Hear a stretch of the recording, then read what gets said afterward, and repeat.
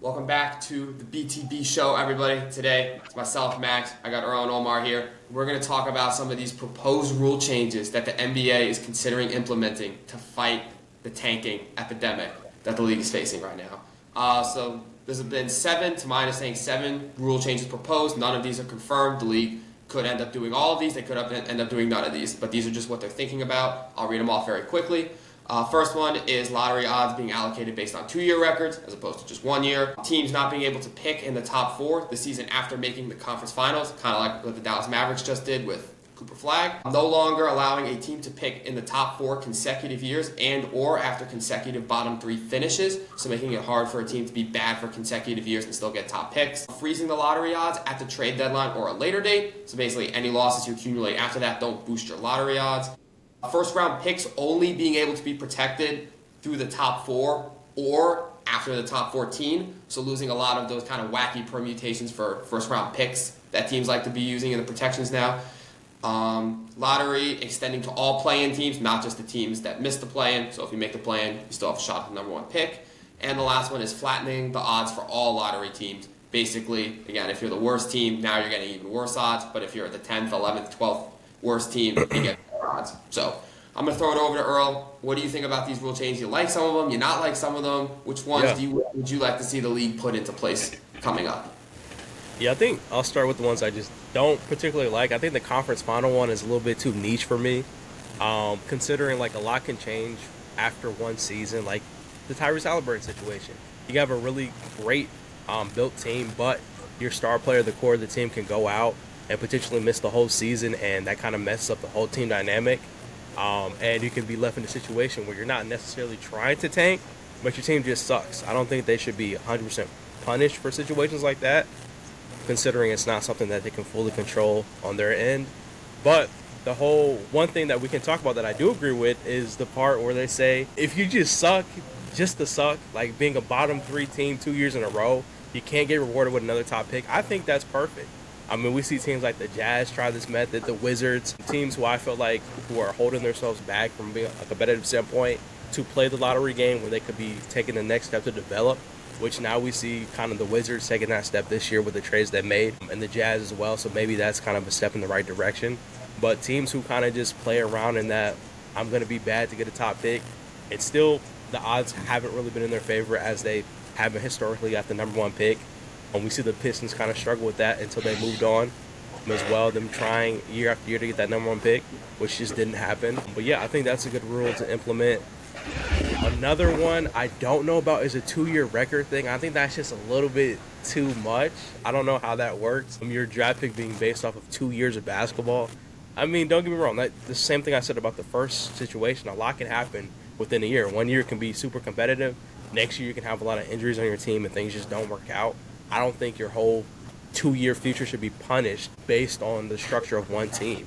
I think the NBA has prided itself on a year-to-year basis, not like a 2 to 3 year span, like put together at a time. I just don't think that's something you can kind of measure in a fair way, if that makes sense. So I think Adam Silver, he's a guy who's known for being very ambitious in his decisions and changing plans on the fly. I think when you make big rules like this that affect franchises and league as a whole, you have to really take your time and make sure that you're making the right moves that, aligns with every team. Like, I know obviously every team is not built for lottery. Every team won't have a chance at number 1 pick. But you want to make sure the integrity of the league is not affected by, like, drastic rule changes that you make. So I like some of them. I think others are a little bit too much. But Adam Silver, once again, he's trying his best to make changes. I'm surprised he didn't say the bottom teams will have to compete for a tournament for the number 1 pick. And that's the one thing I'm surprised is it is on this list. I'm surprised. I'm shocked he didn't introduce a tournament. But that's my thoughts. I mean, there is some validity to that because he kind of did say that he was discussing it. Because, I mean, hey, let's combat it with a tournament. Why not? It worked once. Maybe it'll work again. That would be ridiculous.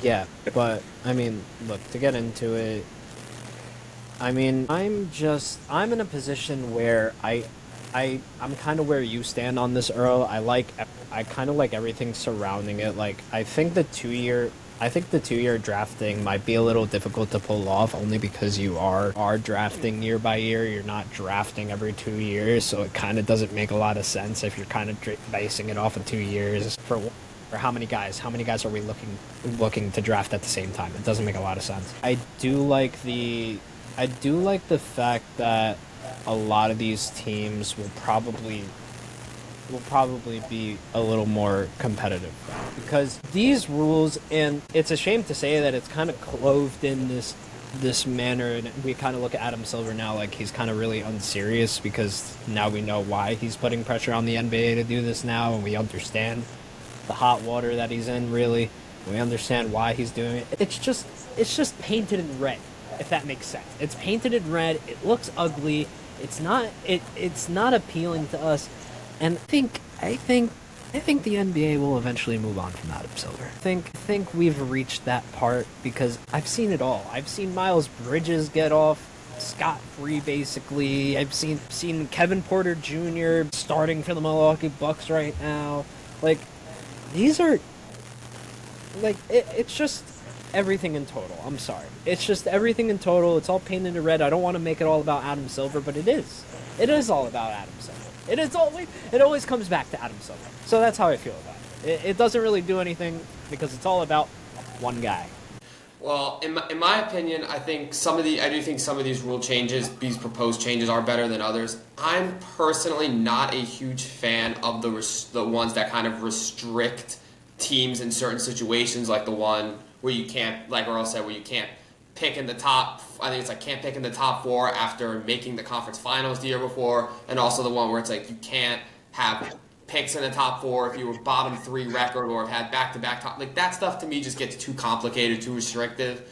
I think when you start, like, the lottery should be what it is. It should be a lottery. I'm more of a fan of the way that changes the rules of like how the lottery odds are calculated beforehand and like how things leading up to the lottery work. But I think once you get in the lottery, like Earl said, if you're in a situation like the Pacers where you were really good one year, made the conference finals, but now things drastically change. Now you're in a position where you are legitimately a bad team. I think you should have a top pick. I don't see why not. And if you are in a situation where you are a team that's been bad year over year, I understand that encourages year over year tanking. But if you're taking away their ability to get that pick after 2 years, again, you're just keeping the bad teams bad. So personally, I don't like those ones. I'm more in favor of the ones that's like freeze the lottery odds after the trade deadline so that, the last 2 months of the year, you don't get all these Sacramento Kings players having season-ending surgeries, randomly after the deadline. I like that. I like the idea of extending it to the play-in team. So a team kind of that's in like that 11 to 12 range is still incentivized to make a play-in push and compete for the postseason, while also knowing they're not giving up their chance at a number 1 or number 2 overall pick.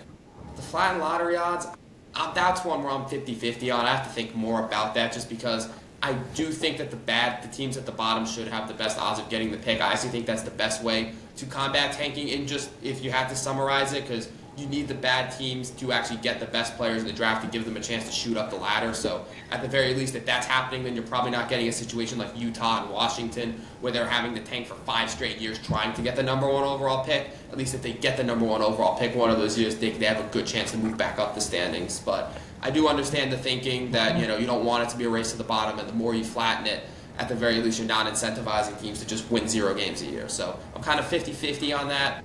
I do hope the league, and implement some of these measures because the tanking has it's always been there, it's always been bad, but I do feel like it's worse now probably than it's ever been before. And with how hard it is to build teams now with the second apron, a lot of these teams are turning to the draft more than ever and relying on the draft. So it's necessary. I'm glad that Adam Silver is taking these measures to prevent the draft. I think a lot of people would be criticizing him if he was not doing this, so I'm not going to sit here and say that he's in the wrong for trying to correct this. I think he has to do something about it, and I look forward to seeing what he does. So if you all have thoughts on these rule changes, be sure to let us know in the comment section below. Which ones do you like? Which ones do you not like? Which one of our takes do you think resonates with you the most? As always, keep an eye out for our content on Instagram, on TikTok, on Spotify, and this is the BTB Show. Hope you all enjoy the rest of your week. Adios, y'all. Peace.